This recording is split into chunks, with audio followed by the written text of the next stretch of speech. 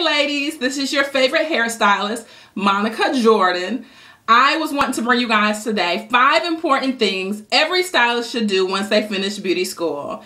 This is so important to me. When I was in beauty school, I was a stay-at-home mom. Husband said stay at home, chill, take care of the kids. But in the midst of you staying at home, coming off your job, and I worked at the bank, you needed to be able to do something. You know, yes, you're taking care of the kids. Yes, you're a mom, but you got to go take a class. You got to go, you know, join a gym. You kind of have to keep yourself going mentally, and that was important. And I'm glad that my husband, you know, I don't want to say allowed because it wasn't allowing, but he really supported me. His support was so important to me in my career. He is really the reason why I'm here today. He did not hinder me from doing anything. He supported me in every which way, physically, mentally, and financially. And, you know, that's kind of what husbands are supposed to do. But I want to really, you know, show him that I appreciate him and, you know, show him that, you know, he is one of many reasons why I'm here and why I'm as successful as I am, because of his support, him taking me to hair shows, him dropping me off and picking me up. It was him supporting everything that I wanted to do. I don't care, whatever you want to do, as long as you make money, I don't care. And for me to be able to do that, that was really important. So I really love my husband and I thank him for that. Another thing that I was able to do early on in my career was attend a lot of hair shows. That was important because I needed to get out there in the industry and see what was going on. I needed to be able to feel like I was relevant. So in the midst of those early days of me finishing beauty school, I worked at JCPenney's, and that was a great starting point for me because but we'll discuss that. Then I went to work at an individual salon, and she was phenomenal because she was a family friend. She loved me. It was no hate. It was nothing but love. A stylist, a salon full of stylists. I loved her. And shout out to Nina. Nina was, you know, really, really good to me. And then I kind of seen the writing on the wall with that salon. I knew that she was going through a transition in her life. And I was like, well, you know, God, I really wanted to open a salon up, but I wanted to be led by you because I know if you bring it to me, it'll be right. So, you know, that happened. We'll talk about that later. But 5 things that I wanted to talk about that I think every stylist should do is, I'm gonna put my notes up so I can stay on task. 5 important things that every stylist must do to take their career to the next level. Number 1 for me, most important, was building a portfolio. I love taking photos and my clients love being a part of the process. It's expensive, it definitely is. But if you find I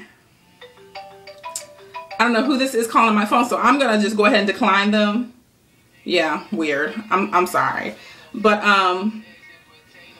you have to find a photographer who is kind of fresh and still excited about taking pictures. What week was given the opportunity by this guy named Anthony, who was our distributor. Reggie Anderson from Atlanta was coming back and forth to Birmingham, back and forth taking pictures. And Anthony's like, Monica, you need to do this. I was like, but you know, it's so much money. He said, but regardless of the money, you'll see a year from now why you need to do this. And that was, thank you, Anthony. That was the best advice also. Yes, it's expensive. So what I had my clients do who wanted to be a part of it, hey, you got hair, you got makeup, and you got pictures. Just help me pay for half of it. And it's about $75 a head. That's nothing. Nothing in regards to the level you'll go to in regards to those pictures. So make sure you guys are constantly taking pictures, spring, summer, and fall. Changing up your style, having diverse models, white, black, blue, green, or, you know, Asian, just every type of model. Because clients coming into the city, new clients coming into the city, number 1. Clients who are in the city want to see diversity in your portfolio. So, and that's for, you know, especially if you want to be a celebrity stylist, companies want to see diversity. So make sure you build a portfolio. That's number 1. Number 2, have a Fokey page or a salon website. I started off with a Fokey page. Fokey for me was phenomenal because it put my work on display. I was able to talk about within that Fokey page some of the services that I did, or really all the services that I did. But remember, I was staying at home, so I would get on it, you know, all day long, building it up, doing my pictures, and I it was great. And along with that, make sure you guys have a camera. It doesn't have to be a decent camera, but even if it's a camera phone, make sure it's a, you know, somewhat decent camera phone, and upload those pictures to that website.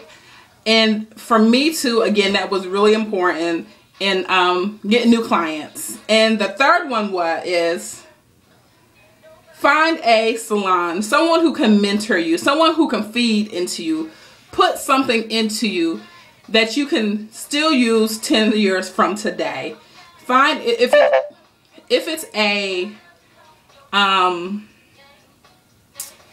like a salon like JCPenney's that I went to, that was great because they had a large quantity of clients coming in, and I was able to work. I worked from sun up to sundown. I was able to work, and I did that maybe a year after my youngest daughter was born. And you know, JCPenney's, the one in Trustville, Gary, he's really flexible. He allows you to work at your own pace, and you really select your days because there's so many stylists up there. You kind of have flexibility. So, or, you know, just a salon like, and it doesn't have to be a Head Start salon. It could be, you know, like a salon that's over the mountain. But make sure you pick a salon that you have a large quantity of clients and that you are able to work, period. Whatever you do, I don't care what it is, do it. Don't run from no cut. Don't run from no color. Don't run from no perm. And then when I say perm, I mean the real term perm. Do not run from no perm. You're going to have to do it eventually. It may be a broke Tuesday, somebody want to come in for a cold wave, so you're going to have to know how to do it. Don't run from cutting. Don't run from coloring, because you'll have a diversity of clientele. So you want to be able to get in there and cut, you know, white people. You want to be able to cut black people. You want to be able to make money. Money's green across the board. Whoever wants to give it to me can give it to me, because I want to work. And for me, that was important. What Gary taught me was how to cut. I would sit there and watch them ladies cut all day long. Becky, Joanne, Mildred, they would cut all day long. And for me, I was like, oh, wow, I could do that. So I was able to show my clients, my new clients sitting in my chair, who are still with me today, almost 10 years later, that I could cut. I could do this. I'm excited. So that was important. The number one is education. Education. Whether it be DVDs, whether it be, you know, going to look over somebody's shoulder who invite you into their space. Educate yourself. Don't just be standing behind the chair doing no weaves all day long because you can do a quick weave. Don't be just doing no rods because you can do a rod set. Make sure you are doing something other than what you can do. Educate yourself. JCPenney's has the Sassoon collection. You think that is bananas when you see it. The best stylists. They're a part of the Sassoon Academy, the Paul Mitchell Academy.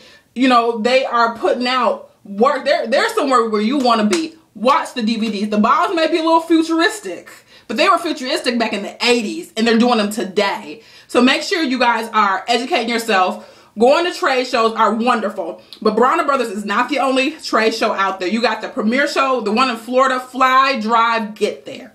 It's worth it. The one, there's the IBS in New York. There's one in Las Vegas. Get there. You have to spend money to make money, period. Ain't nobody giving you nothing, period. Educate yourself so that you can be competitive, relevant in your field. And for me, that's so important, is educating myself. Educating myself has got me where I want to be today, and it's going to get me where I want to be tomorrow.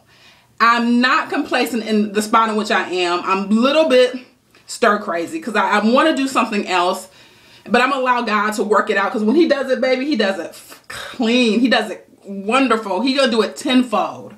So the next one, the last one is you got to stay professional at all times. You got to be classy.